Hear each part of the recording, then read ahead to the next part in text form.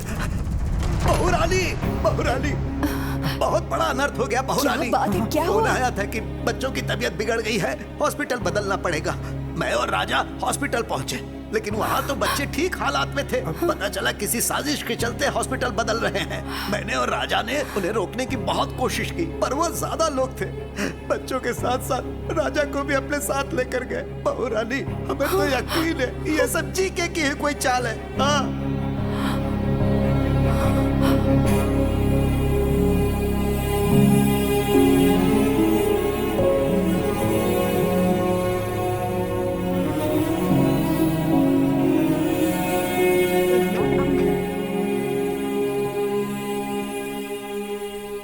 भाभी की इतनी मिस कॉल्स।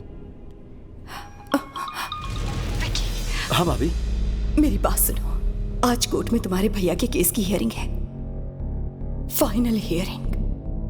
मुझे तुम्हारी जरूरत है।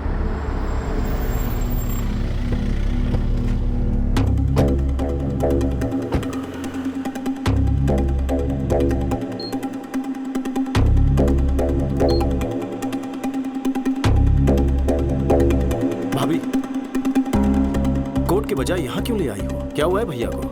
वक्त आने पर सब बताऊंगी, अभी तुम अंदर चलो। हाँ विक्की, वहां अंदर कुछ भी हो जाए, मेरी बात पूरी होने तक तुम कुछ मत कहना, समझ गए ना? चलो।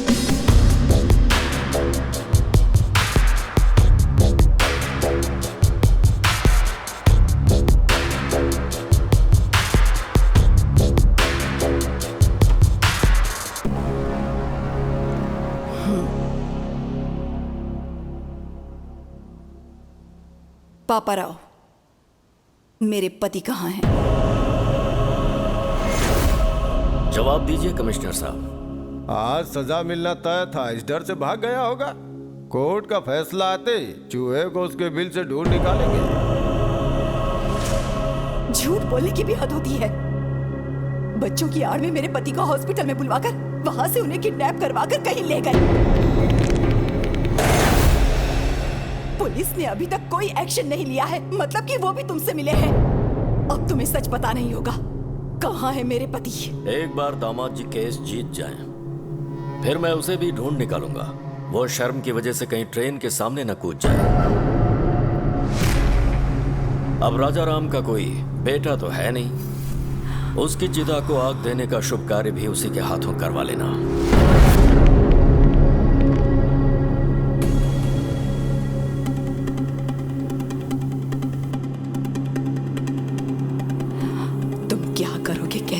मुझे नहीं जानना, मैं कोर्ट में तुम्हारा इंतजार करूंगी।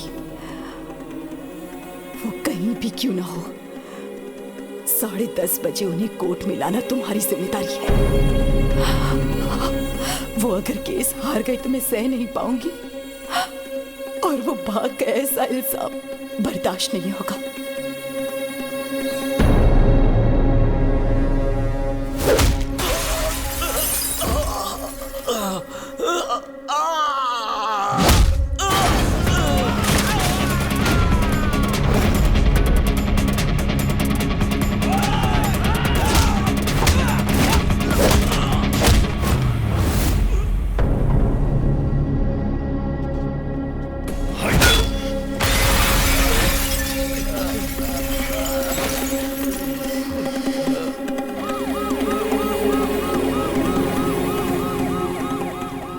जज साहब पहुंच चुके हैं। राजा राम जी अभी तक नहीं आए, कहीं कुछ गड़बड़ ना हो जाए। आप चिंता मत कीजिए, वो जरूर आएंगे। विकी उन्हें वक्त पर जरूर लेकर आएगा।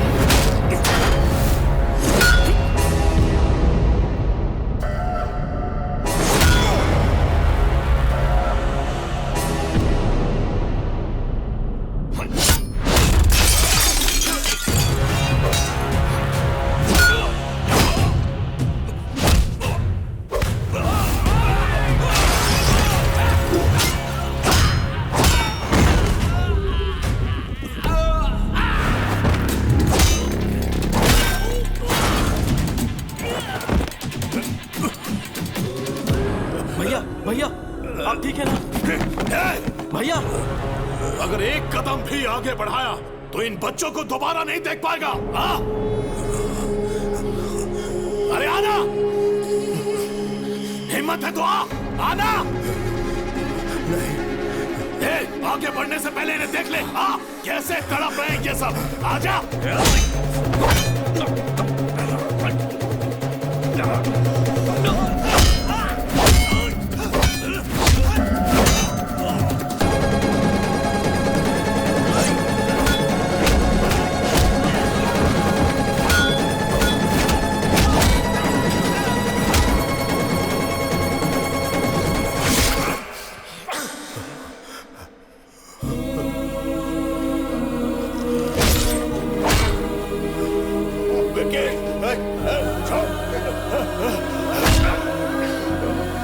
क्यों वकील बाबू, राजा राम नहीं आया ना?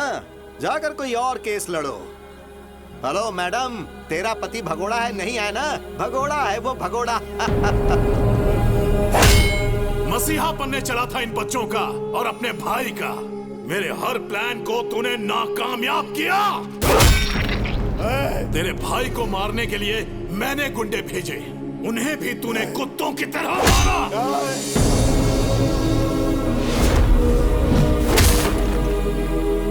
जब तेरा भाई फैमिली के साथ यज्ञ कर रहा था, मैं तभी उन सब की समाधि बना देता, लेकिन वहां पर भी तू ढाल बन गया। तेरी मौत किस तरफ से आएगी कोई नहीं जानता। मेरे रहते तू मेरी फैमिली को टच भी नहीं कर सकता, उनके चेहरे की खुशी नहीं मिटा सकता। मुझे चैलेंज किया था ना, मैंने जो शादी रुकवाई तूने वो भी करवा दी। समधी जी ने कहा है कि 2 दिन में एंगेजमेंट कर लीजिए। मुखर्जी को यहाँ बुलवाकर बैल राजू को भी हमने ही मरवाया, और तभी तुम्हारी कमजोर नब्ज मेरे हाथ लग गए।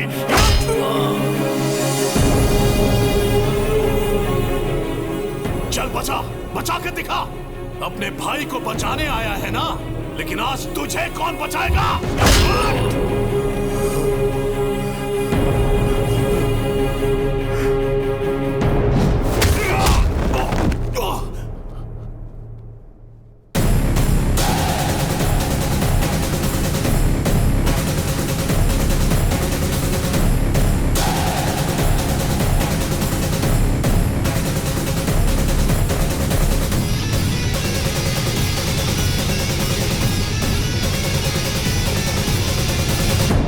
सही था विकी।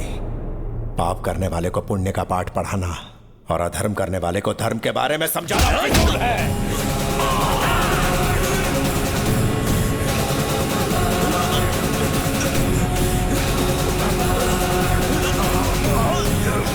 बच्चों को मारेगा?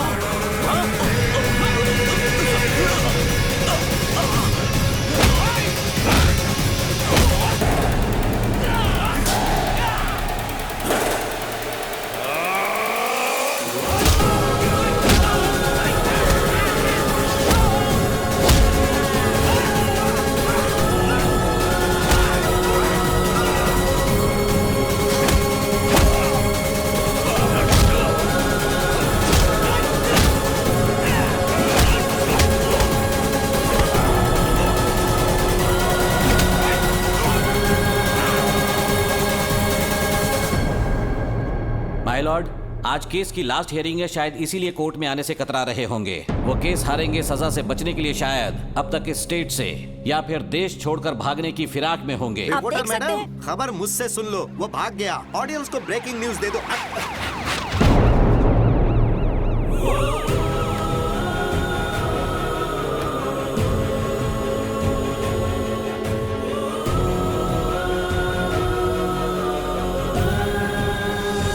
माय लॉर्ड, केस कोरी बयानबाजी से नहीं बल्कि पुख्ता सबूतों के दम पर ही लड़े जाते हैं। सबूत है मेरे पास।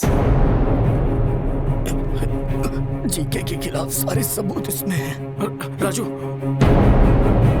मेरा नाम बैल राजू है। जीके ने मुझे पैसों का लालच दिया। अनाथ आश्रम में जो खाना भिजवाया गया उसमें जहर मैंने ही मिलाया, और राजा राम जी को भनक तक नहीं लगी। वो तो बेचारे देवता है, बेगुनाह है सर।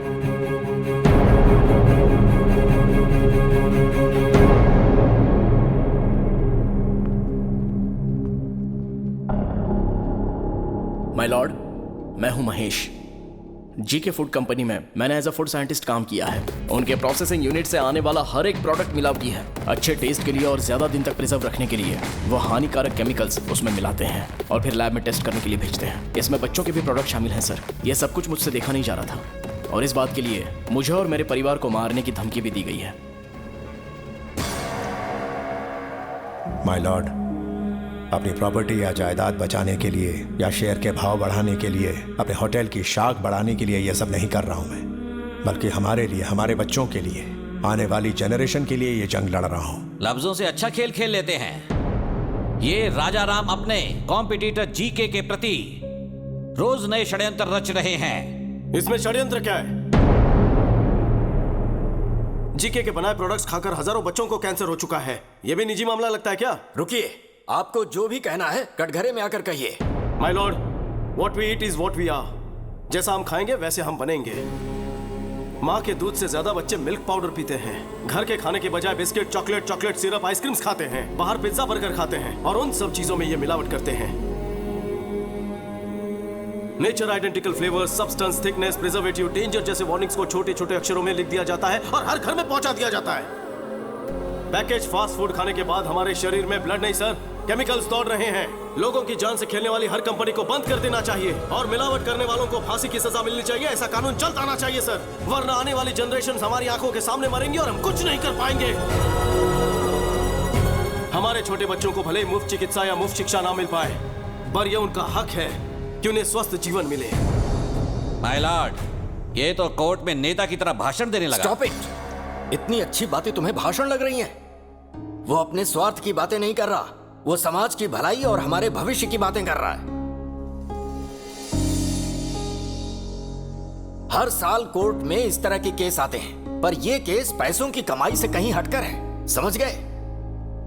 अगर हमारे नेता बिजनेसमैन राजा राम की तरह सोचने लगे तो इस देश में हजारों बच्चे बीमार होने से बच सकते हैं, भविष्य सुधर सकता है। सबूतों और गवाहों को मद्देनजर रखते हुए जीके फूड्स को दोषी करार देती है और उसके हर एक प्रोडक्ट को बैन करती है। पुलिस को यह आदेश दिया जाता है कि वो फैक्ट्री को सील कर दे। साथ ही राजा राम पर लगाए गए सारे इल्जाम बेबुनियाद हैं और उन्हें बाइज्जत बरी किया जाता है। Court is adjourned.